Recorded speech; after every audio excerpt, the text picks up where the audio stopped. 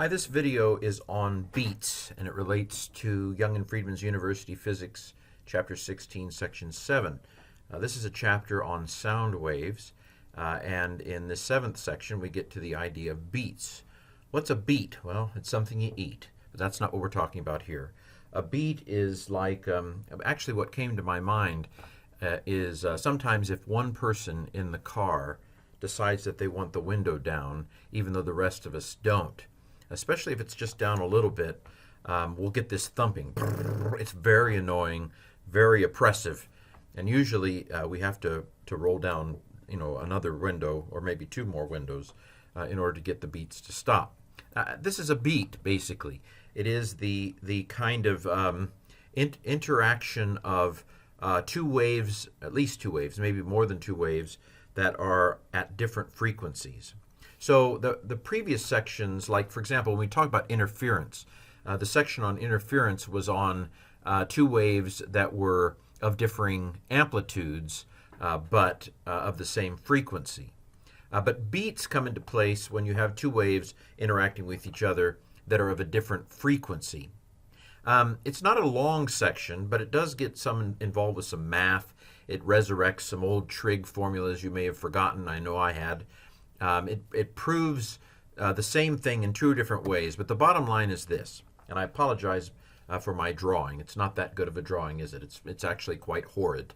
But the bottom line of this section is at the bottom of this page, that the frequency of the beat is going to equal the higher frequency minus the lower frequency. And what you're looking at here is, I don't know, two zombie mouths? I'm not sure what it is. But actually what's going on here is we have two waves, and they're slightly out of sync. And with this particular example, we have, the example of the book is, I think, one of them at 16 hertz and one of them at 14 hertz. Now, this is not drawn right. If it were so, then one of these would have 16, full cycles, and the other one would have 14. So just ignore my infelicity in drawing. But in the diagram in the book, we have basically a halfway point where the second wave and the first wave, as it were, kind of catch up to each other, so that they're in sync for just a moment. So they were in sync when they started, as it were. They were at zero. They were both at zero when it started, and then halfway through, they're at zero, and then at a second, they're at zero. And so all the rest of the time, they're out of sync, except for the the quarter second and the 3/4 second, where their amplitudes are the same. So we have there's zero here, here, and here, and they're at total amplitude at here and here. In this example, it's different frequencies, same amplitude. So what happens is that we have this constructive, this wave here is meant to be the kind of constructive and destructive interference of the waves together. And what we end up with is, as it were, two beats. That is two kind of cycles of going from zero to maximum to zero, if that makes any sense. And so this is the thump, bum, bum, that is the accumulation of these overlapping frequencies.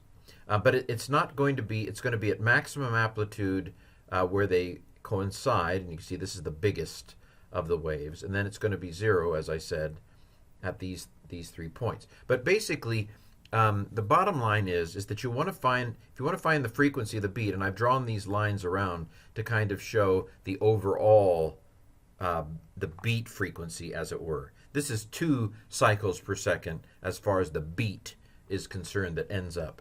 So what we've done is we've taken the 16 hertz wave, and we've subtracted the 14 hertz wave, and we've ended up with the frequency of the beat, which is 2. 16 minus 14 is 2.